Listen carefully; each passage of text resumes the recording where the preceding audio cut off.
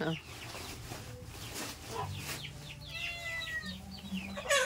Magandang hapon mga kabisalog. Andito na kami sa aming kubo ngayon. Grabe pa rin ang ulan. Babahog si master ng kanyang manok. Oh. Ayan oh. Ayan. Sobrang iilap. Hindi rin makakita ng tao eh. Sobrang iilap. Talagang tunay na native, pure na organic talaga. Palay ang kinakain, hindi peds. Ari pati ang mga alaga ni master. Yan. Kaya tuwing hapon, umaga, hapon, kami obligado kami magtawid dito dahil sa mga yan at saka yan. Yung tupa. Ay, sa ilalim na. Pati yung aming aso nga may anak. Grabe ang anay talaga. Oh. Siya nga pala mga kabisalog. Baka magtaka kayo nga ang tawag ko dyan kay master ay sa aking asawa ay master. Yan ay ano. Kaya master yan ang tawag ko dyan. Yan ay ang trabaho niyan dati ay dating sundalo.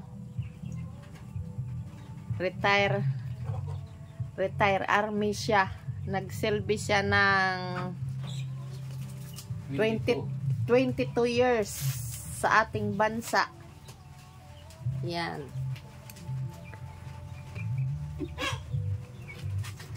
Ganito na ngayon ang buhay ng soldier dati. Tagapatuka ng manok. Siya ay pagka-retire, balik bukid. Dito kasi ako lumaki. Balik bukid siya dito pagka-retire niya. Kasi kami naman ay walang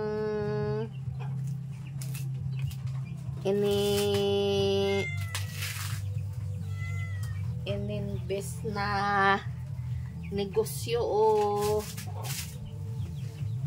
walang trabaho sa siyudad. Ang alamay sa bukid. Nung una dito siya sa ano, sa bukid lang siya. Bago sa magsundalo, dito na siya. Dito ako lumaki. Dito na siya lumaki. Kaya lang, nung pag-retire, nung siya ay medyo, ano na, pagod na. Nung, dati ang trabaho niya bago sa magsundalo ay nagta-tricycle driver.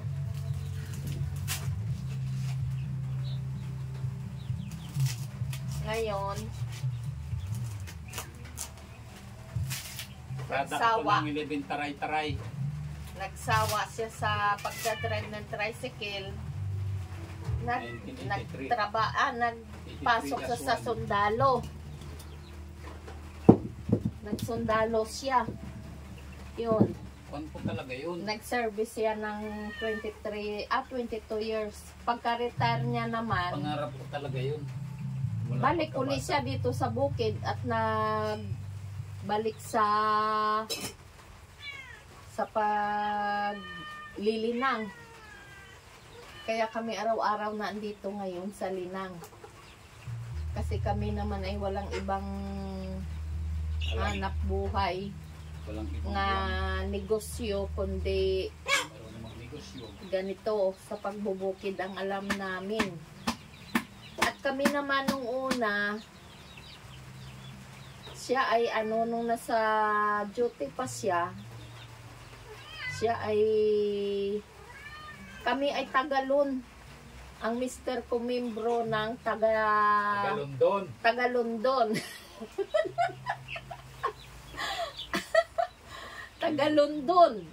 Nag-abroad ako sa London. Ang ibig sabihin ng tawag noon sa mga sundalo nga membro ng Tagalondon, loan dito, loan doon, loan sa kabila, loan doon ulit, ganon. Kasi noon ang aming mga anak maliliit pa. Kaya nung pag-retire niya rin, maliit pa rin ang aming mga anak. Ang aming panganay ay high school pa lang, nag-retire na siya. Tapos yung pangalawa namin ay Baby pa. grade 6. Grade 6 what? Grade 5. Tapos yung bunso kong kambal ay Baby pa. 2 years and 5 months pa lang. Nag-retire na siya at hindi siya nakahintay ng matagal. Kasi itapon ako sa Negro, sa Mindanao. Kaya siya nag-retire. Ibabalik ulit siya sa Mindanao. Ay matagal na siya doon sa Mindanao. Kaya bumalik ulit siya. Ang sabi niya sa akin, siya naman daw ay pwede na mag-retire. Eh di mag-retire na lang siya. O di walang choice kundi maliit ang sweldo. Piliin na lang ang pagre-retire kasi maliit pa naman noon ang sweldo ng sundalo. Ay kulang na kulang din kasi kami ay miyembro ng taga London. Kaya nag-retire na lang siya. Kasi kaya nga nagpasalamat kami nung nagpresidente si Tatay Digong at tinaasan ng sweldo ng mga active na sundalo. Sila ay kasama sa binigyan din sila ng increase sa kanilang pensyon. Yun, medyo lumaki-laki ang kanyang pensyon. Kaya malaking pasalamat din namin kay Tatay Digong. Ngayon, kahit mataas na ng aming sweldo, membro pa rin kami ng taga London. Talagang hindi ako nagpa-terminate sa London. Talagang kami ay nag-retire siya sa pagkasundalo. Pero yung sa paglulon, hindi pa rin. Membro pa rin siya. Dahil hindi pwede. At pasalamat din kami at siya ay may nalulunan. Kaya ganun. Kaya ang tawag ko sa kanya master dahil nung pag-retire niya, ang imik niya sa akin, biro niya sa akin ay siya daw ay master na. Kailangan daw ang tawag ko sa kanya master. Eh di kaya ganyan, master kami. Master cutter pala. Masteran. Hindi totoo ako master. Ay talagang master nga siya. Master ako retire. Kaya Hindi ako nag-retire ganyan, wag kayo magtakangan, tawag ko dyan ay master. Master of none. Talagang siya ay master. Master talagang ranggo niya nung pag-retire niya. Yung sundalo. Yung sambalilo. At i-repair muna natin yung Dali lang. pintuan ng Mag-ayos ngayon si master ng kanyang kwan ng bahay ng aming itik. At sa araw-araw nga pag-uulan. Ha? Saan? Ikaw na magkuha. Sa araw-araw nga pag-uulan, sobra isang buwan na, ang bahay ng aming itik, yung haligi, kinain ng lakas ng tugtog nung aming kapitbahay kahit malayo. Kinain ng anay. Yan, ang aming aso. May anak na naman nga tuta. Yan. May 2 tuta. Kaya kami araw-araw nagtatawi dito dahil sa mga hayop naming alaga.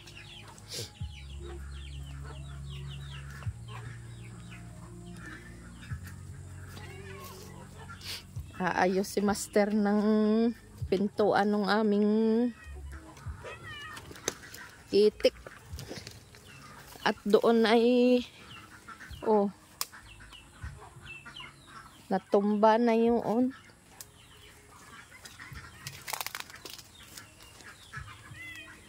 Nakakaano pati ngayon dito sa amin ganitong ulan. Hirap magkilos, sobrang putik. Yan. Ito lang pala. Nakalakdang ka na. Ayun, oh. Nagkuha na. Yun. Yun. Yun. Natumba na. Humilay na siya. Nagsanda lang dyan sa nakahiga nga kuha, no? Nakahilay na puno ng mangga. Itimpla na ako. Yan. Yan na lang. Kaunti na lang pati at tinutay-utay na naming katay ang aming itik. Aming kapitbahay yung aking hipag. Ayun, oh. Doon siya.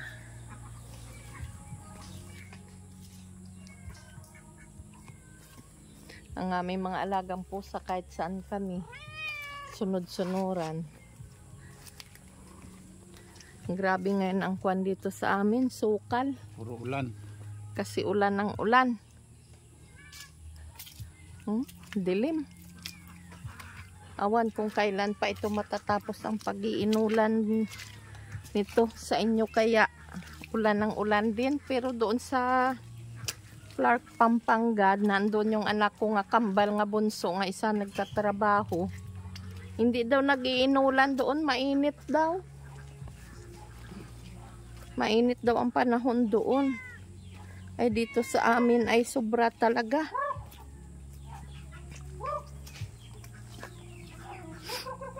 Yan, kaya nga yung si Master, dating sundalo, ngayon isang magsasaka na lang. Dito sa amin. Yan ay nagre-retire na. Ag-retire yan ng 2005. Yun. 2005 siya nag-retire. Ayos din naman. Kahit simple lang ang aming buhay. Masaya naman kami. Walang sawa. Simple living. Simple living. Inabol namin dito sa Linang. Yan. Walang kasawa-sawa kumain ng aming mga manok. Yan. Dalawa yung aming inahin. Nalimlim yung isa na. Ang isa ay nalimlim. Are, nadalang sa pagtutumba. Baka lumipad. Natumba na talaga. Yan. Ang isa naming manok. Naglilimlim siya. Natumba. Ang hirap. Timpla muna ako, ma. Oo, ang hirap nung aming kwan. Titimpla muna kami ng pagkain ng itik namin.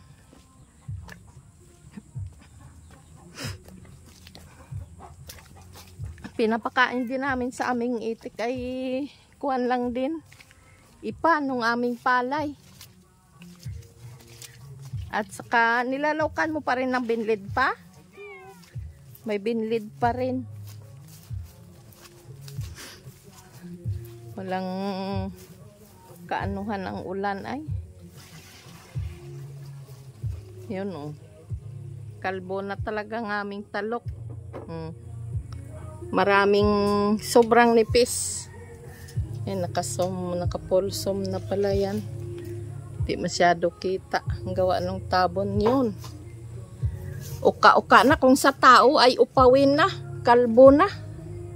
Kaunti na lang ang talok nga natira nga palay.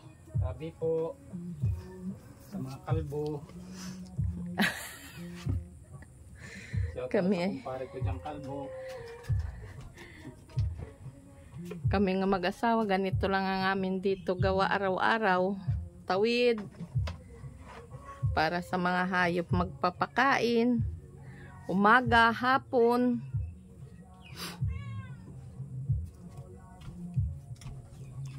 Yan ang papakain namin sa aming itik. Yung mga kabats ko nga nag-retire ng master ng second lieutenant. Mga 50 kami lang ang pension nila.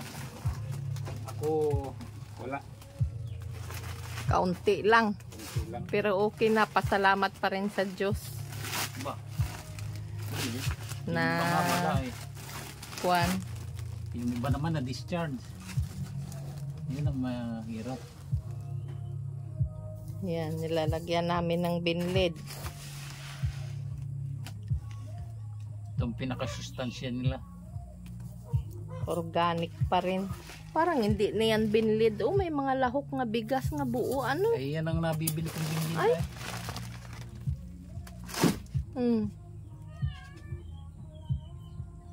Saan na yung ano?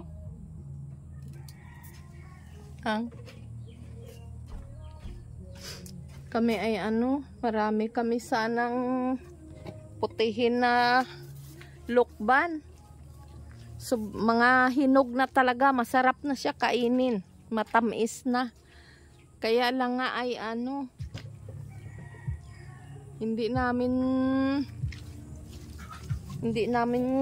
ma-harvest at umuulan. Ang hirap magsungkit nga umuulan. Ayan. Yan mga dilaw na. Dilaw na sila. Madami pa ito. Akala ko noon hindi ito aabot ng Pasko. At sabi ko, putihin na namin na hindi namin pinuti. Oh, sobrang dami pa. Yan. Mga hinog na ito. Masarap na talaga siya kainin. Sobrang tamis at makatas. Yan.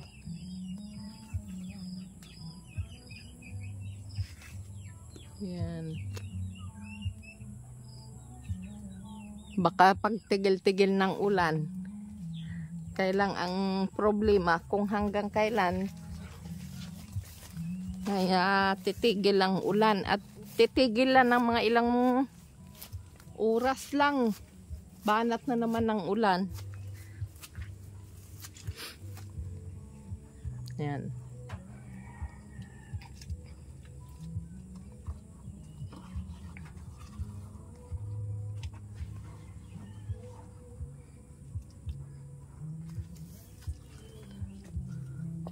Madilim pa rin ang langit. Gawa ng ulanin.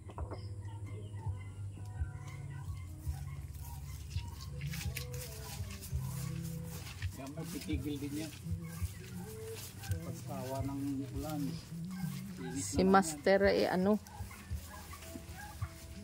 Si Master ay yan ay kuwan na. Senior na yan.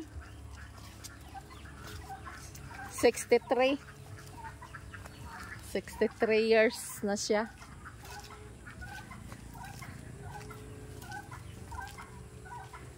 Grabe ang ingay nung pangwasing ni Sally sa baboy niya ba? Pangwasing yun? Oo. Yan. Hanggang dito na lang mga kaprobinsya. Mga kabisalog, maraming salamat and God bless sa inyong lahat.